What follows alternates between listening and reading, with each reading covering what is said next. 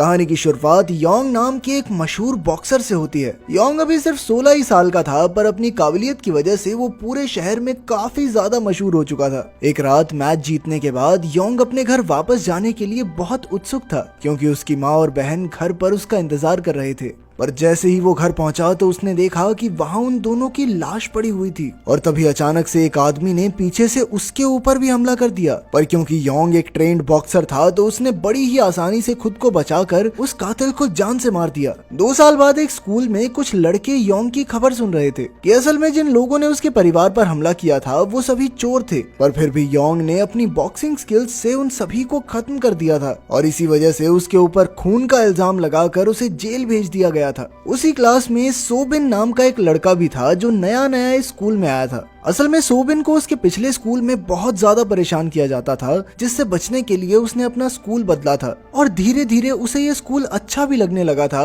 पर तभी teacher class में टोनी नाम के एक नए लड़के को लेकर आई। टोनी भी एक बॉक्सर था और वो सोबिन के पिछले स्कूल में उसे बहुत ज्यादा परेशान करता था, इसलिए उसे अपने सामने देखते ही सोबिन बहुत ज्यादा डर गया। टीचर के क्लास से जाते ही टोनी ने अपना दबदबा बनाने के लिए कुछ बच्चों को बिना वजह ही पीटना शुरू कर दिया, जिसके बाद वो सोबिन को पीटने के लिए उसके पास आया। सोबिन टोनी के सामने कुछ नहीं बोल पाया, इसलिए उसके एक दोस्त ने बीच में आकर उसे बचाने की कोशिश की, पर टोनी ने तो उस लड़की को भी धक्का देकर थप्पड़ मारने के लिए अपना हाथ उठाया। पर तभी सोबिन ने जिंदगी में पहली बार टोनी को रोकने की हिम्मत की, पर उसकी ये हिम्मत देखकर तो टोनी को और गुस्सा आ गया। उसने सोच लिया कि इसे तो अच्छे से पीटूंगा। इधर अपने बचाव के लिए सोबिन ने एक पेन उठा लिया, पर इसे देखकर टोनी रुकने वाला नहीं था। उसने बार बार सोबिन को पेन इस्तेमाल करने के लिए बोलना शुरू कर दिया, मारना मारना साले कमजोर, मारना। और अपने आप को टोनी की पकड़ में देखकर सोबिन ने बिना कुछ सोचे वो पेन उसकी आंख में मार दिया। इसके बाद उसके ऊपर अटेम्प्ट टू मर्डर का इल्जाम लगाया गया,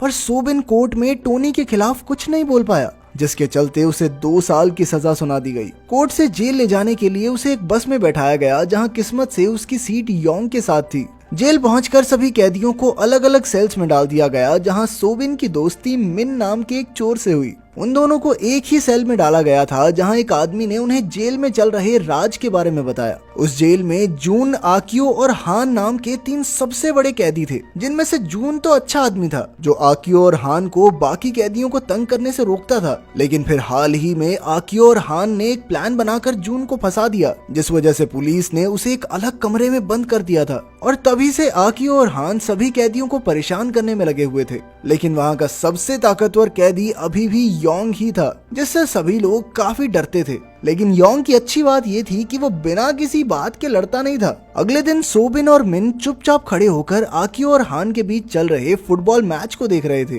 पर तभी 2 खिलाड़ियों को चोट लग गई, जिसके बाद हान ने सोबिन और मिन को अपने साथ खेलने के लिए बुलाया, जिसके लिए वो दोनों ही चुपचाप मान गए। पर सोबिन को फुटबॉल ज्यादा अच्छे से खेलनी नहीं आती थी, जिस वजह से हान की टीम हार रही थी, और वो किसी भी हाल में इस हार के लिए जिम्मेदारी लेने वाला तो था नहीं। इसलिए उसने आंख बंद करके बॉल को लात मार दी, पर गलती से वो लात सीधा आकियो की टांगों के बीच में जाकर लगी, जिसके बाद गहने फूटने की वजह से दर्द के मारे आकियो जमीन पर गिर गया। वो बहुत ज्यादा गुस्से में था, और इसलिए उसके लोगों ने सोबिन को खींचकर अपने सेल में ले जाना शुरू कर दिया। वहीं दूसरी ओर सोबिन बहुत ज्यादा डरा हुआ था, और उसे अपने पिछले स्कूल में किए हुए टॉर्चर की यादें आ रही थी, जिस वजह से वो उन लोगों से रहम की भीख मांगने लग गया। लेकिन उनके ऊपर इसका कोई असर नहीं हुआ। पर तभी उन लोगों की नजर पास से ही गुजर रहे योंग पर पड़ी, जिसे देखते ही उन्होंने ऐसा बर्ताव किया मानो वो सोबिन के दोस्त ही थे। और उनके इस बर्ताव को देखकर सोबिन समझ गया कि जेल में सभी लोग योंग से डरते हैं, और अपने आप को बचाने के लिए वो तुरंत ही योंग की तरफ भागा।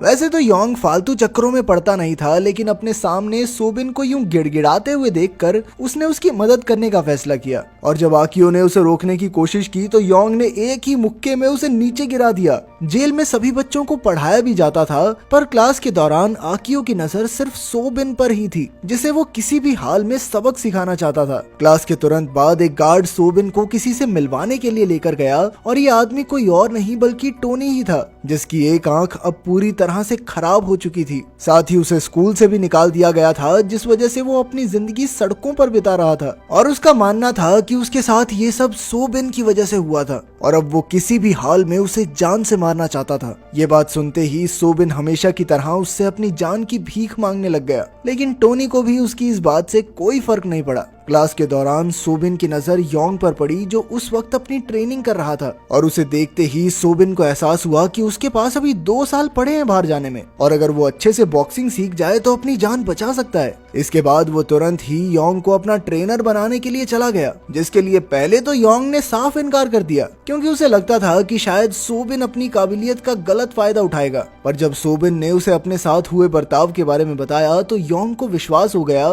कि वो कभी भी गलत रास्ते पर नहीं चलेगा, और इसलिए उसने सोबिन की मदद करने के बारे में सोचा। पर योंग को अपना ट्रेनर बनाने के लिए सोबिन को एक टेस्ट पास करना होगा, जिसमें उसे 40 मिनट में ग्राउंड के 100 चक्कर लगाने थे, और ये टेस्ट पास करने के बाद ही योंग उसे ट्रेनिंग देने वाला था। ये ट्रेनिंग सोबिन के लिए बहुत ज्यादा मायने रखती थी, इसलिए उसने बिना रुके ग्राउंड के चक्कर मारना शुरू कर दिया, और भागते हुए उसकी आंखों के सामने सिर्फ अपने साथ हुए बुरे बर्ताव की तस्वीरें चल रही थी, और इसलिए वो मरने को तैयार था, लेकिन रुकने के लिए नहीं। आखिर के कुछ राउंड्स तक सोबिन पूरी तरह से थक चुका था, इसलिए योंग ने उसे रुकने के लिए कहा, पर सोबिन अपना टेस्ट पास करने का मन बना चुका था, और वो पूरे 100 राउंड्स होने के बाद ही रुका। तब तक वो इतना ज्यादा थक चुका था कि वो जमीन पर बेहोश होने ही वाला था, पर तभी योंग ने उसे पकड़ लिया। उसकी हालत को देखकर योंग समझ गया कि उसके लिए बॉक्सिंग सीखना कितना जरूरी था, और उसकी मदद करने के लिए उसने सबसे पहले जेलर से कहकर सोबिन को अपने कमरे में शिफ्ट करवा लिया। असल में जेलर भी योंग का फैन था, और वो जानता था कि योंग बुरा इंसान नहीं है, इसलिए उसने तुरंत ही सोबिन को योंग के कमरे में शिफ्ट कर दिया। अगले दिन से ही योंग ने सोबिन को ट्रेन करना शुरू कर दिया, पर सोबिन की कमजोर हालत को देखकर वो समझ गया कि उसे सोबिन पर बहुत ज्यादा मेहनत करनी पड़ेगी। उधर आकियो भी अपना बदला लेने के लिए तैयारी कर रहा था, पर तभी उसके साथियों ने उसे मिन के बारे में याद दिलाया, जो उस दिन सोबिन के साथ था, और वो लोग शायद मिन की मदद से सोबिन को योंग से अलग कर सकते हैं। उधर ट्रेनिंग के दौरान सोबिन काफी ज्यादा थक गया था और अब वो आराम करना चाहता था, पर तभी योंग ने उसे याद दिलाया कि वो ऐसे बर्ताव के साथ कभी भी बॉक्सिंग नहीं सीख सकता। उसकी यह बात सुनते ही सोबिन दोबारा से एक्सरसाइज करने में जुट गया। वो अगले कुछ दिनों तक ऐसे ही लगातार मेहनत करता रहा, और धीरे धीरे उसके शरीर में बदलाव आने लग गया। इसी बीच सोबिन और योंग के बीच एक अच्छी दोस्ती भी हो गई थी।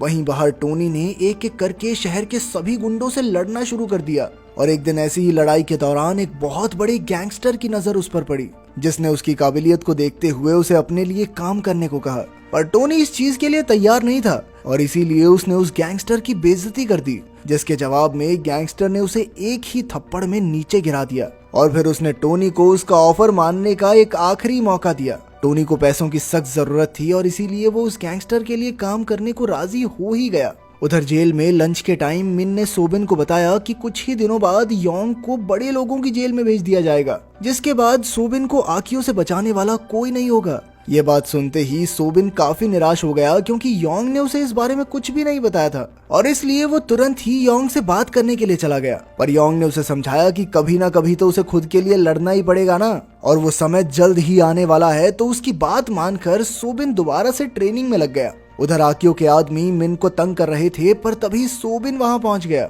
और जब उन्होंने सोबिन को धमकाने की कोशिश की तो उसने अपनी बॉक्सिंग स्किल्स से उन्हें पीट दिया। जैसे ही ये बात आकियो तक पहुंची तो उसने उन दोनों लड़कों से कहा कि जल्दी जाकर उसे मेरे पास लेकर आओ। पर अब वो दोनों सोबिन की मार से इतना डर रहे थे कि उन्होंने सोबिन के पास जाकर उससे मदद करने के लिए कहा, जिसके बाद वो चुपचाप खुद ही आकियो से मिलने के लिए पहुंच गया, जहां उसने सबसे पहले आकियो से अपनी गलती के लिए माफी मांगी। पर आकियो को इस बात से कोई फर्क नहीं पड़ता था, और उसने तुरंत ही सोबिन पर हमला कर दिया। पर अब ये पहले वाला सोबिन नहीं रहा था, उसने भी अपने बचाव में आकियो से लड़ना शुरू कर दिया। पर आकियो अभी भी उससे ज्यादा ताकतवर था, और उसने अपनी पूरी जान लगाकर सोबिन को जमीन पर गिरा दिया, जिसके बाद सबको लग रहा था कि ये लड़ाई बस यहीं खत्म हो गई। पर तभी अचानक से सोबिन एक बार फिर से खड़ा हो गया। इस बार उसने आकियो को जो पीटना शुरू किया, और वो उसे तब तक पीटता रहा जब तक योंग ने उसे रोका नहीं, जिसके बाद वो दोनों चुपचाप वहां से चले गए। उधर शहर में टोनी का डर काफी तेजी से बढ़ रहा था, और वो दिन ब दिन और खतरनाक बनता जा रहा था। उधर योंग के साथ अपनी आखिरी ट्रेनिंग के दौरान सोबिन ने लगभग उसके चेहरे पर एक मुक्का मार ही दिया था, लेकिन इसी के साथ उन दोनों का साथ भी खत्म हो गया, क्योंकि उसी दिन योंग को दूसरी जेल में भेजा जाना था। जाने से पहले योंग ने उसे हमेशा मेहनत करते रहने को कहा। योंग की जेल से निकलते ही जून को भी आजाद कर दिया गया, जिसका मतलब ये था कि अब जेल में कोई किसी को परेशान नहीं करने वाला था। पर तभी हान ने सोबिन को लड़ाई के लिए चुनौती दी, जिसमें शर्त ये थी कि अगर सोबिन जीत गया तो हान कभी भी किसी कैदी को परेशान नहीं करेगा। और इस लड़ाई के लिए उन्होंने 5 दिन बाद मिलने का फैसला किया।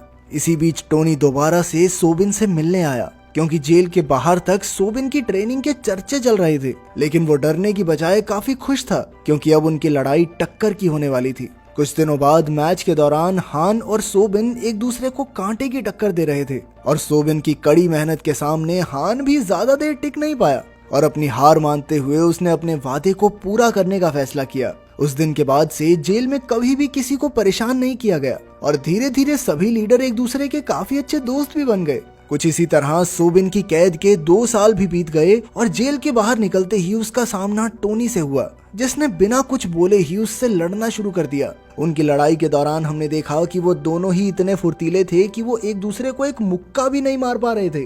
पर थोड़ी देर बाद टोनी ने ठीक पहले की तरह सोबिन को पीटना शुरू कर दिया, पर तभी जमीन पर पड़े सोबिन की आंखों के सामने योंग का चेहरा आया। वो फिर से उठ खड़ा हुआ और लड़ना शुरू कर दिया और इस बार उसने योंग की बताई हुई एक खास टेक्निक का इस्तेमाल करके ऐसा मुक्का मारा जिससे टोनी चाहकर भी खड़ा नहीं हो पाया। टोनी को हराने के बाद सोबिन चुपचाप वहां से चला गया। दूर होने के बावजूद भी उसकी और योंग की दोस्ती अब भी बरकरार थी। अगर वीडियो पसंद आई तो लाइक कर देना, चैनल को सब्सक्राइब कर देना। मिलते हैं अगली वीडियो में।